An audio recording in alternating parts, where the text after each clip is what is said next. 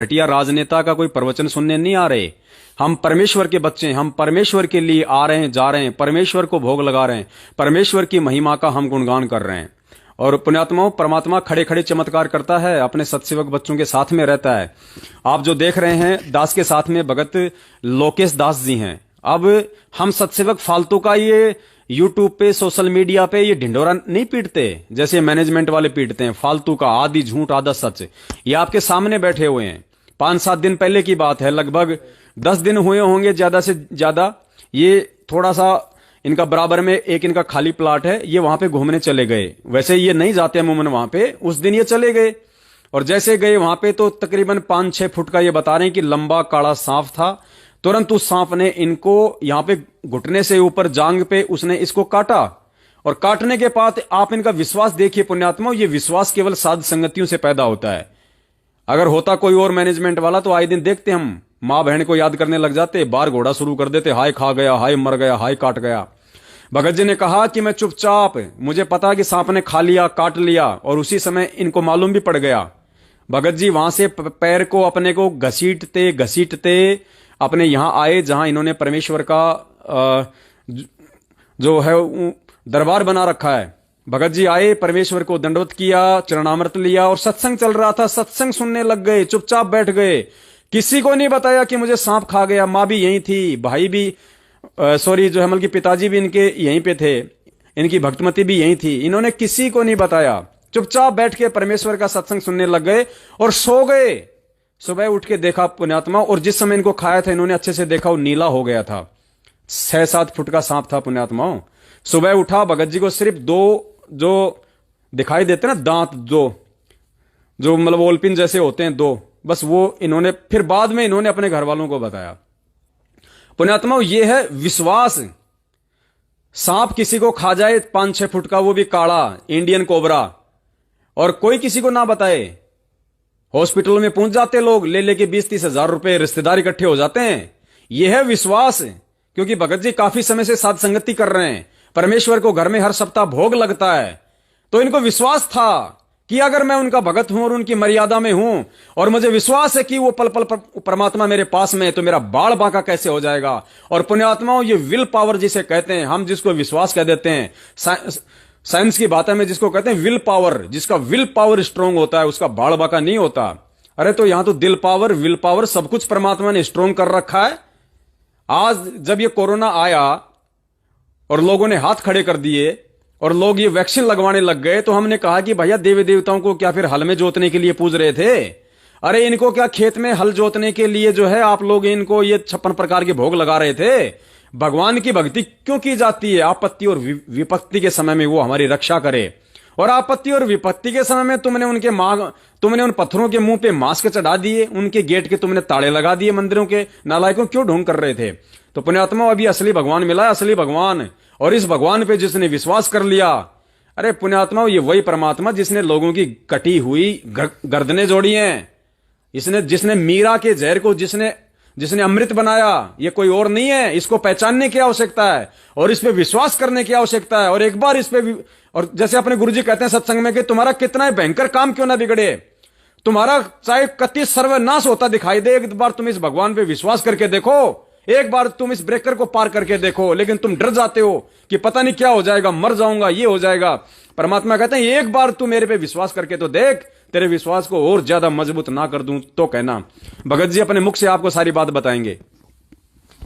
बंदी छोड़ सतगुरु रामपाल जी भगवान की जय हो।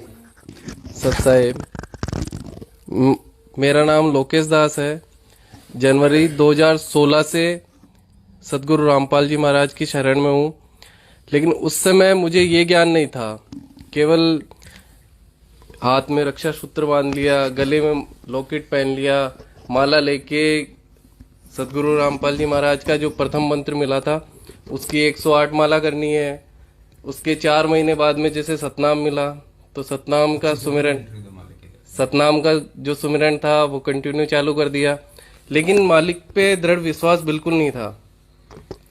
मतलब विश्वास ऐसे नहीं था, अपना दिनचर्या का जो भी काम करते थे उसी में ज्यादा खोए रहते थे। इस भाव से नहीं था कि सतगुरु रामपाल जी महाराज भगवान है, बस गुरु भाव से था। उससे पहले मतलब सत्संग देखता था मैं खुद, जुड़ने से पहले का ये हाल था। अब पिछले पाप हो या कैसे भी, पिछले पाप कर्म ही थे कि गुरु की वाणी मुझे बुरी लगती थी।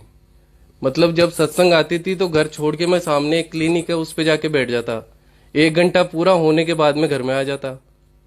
अब एक दिन ऐसा हुआ कि 3 दिन के बरवाला कांड की बात है, बाद में बरवाला के बाद में बाद में बाद की बात है, घर पे कोई नहीं था। अब 3 दिन मुझे यहीं पे रहना था, तो 3 दिन मालिक की वाणी सुन ली। मालिक की वाणी का ऐसा असर हुआ कि आते ही बड़े भाई को लेके चला गया अजमेर नामदान सेंटर पे। वहां जाके नाम दीक्षा ली 2016 1 जनवरी 2016 को। और अभी जैसे भगत जी बता रहे थे कि मतलब काले सांप ने काटा था, ये निशान थोड़ा बहुत तो दिख जाएगा जूम करने पे। हाँ, ये बिल्कुल दिख रहा है। और जैसे कि ये यहाँ पे ब्लैक हो रखा है, शाम के टाइम पे मैं कभी बाहर जाता नहीं उधर। हाँ, ये वाला निशान बिल्कुल दिख रहा है। मतलब मैं कभी नहीं जाता पीछे कभी नहीं जाता उस साइड में। उसी दिन गया और 6-7 फीट लंबा जो काला सांप था। यहाँ पे जैसे अमूमन लोग कहते हैं कि जैसे एक लोक देवता है तेजा जी, तो उनकी घोड़ी से किसी माता बहन की गाय मतलब उछल गई थी, तो उसने कहा था कि बाप खाना तन काड़ो खाजिए। मतलब काले सांप में जहर सबसे ज्यादा होता है, ये मुझे पहले से पता है, कोई आज का ज्ञान नहीं है। तो मुझे खाया और मैंने देखा कि हाँ, मुझे काले सांप ने खाया है। और यहाँ पे ये पूरा गोल घेरा, जो इतना ये पूरा गोल घेरा है, ये पूरा काला हो गया।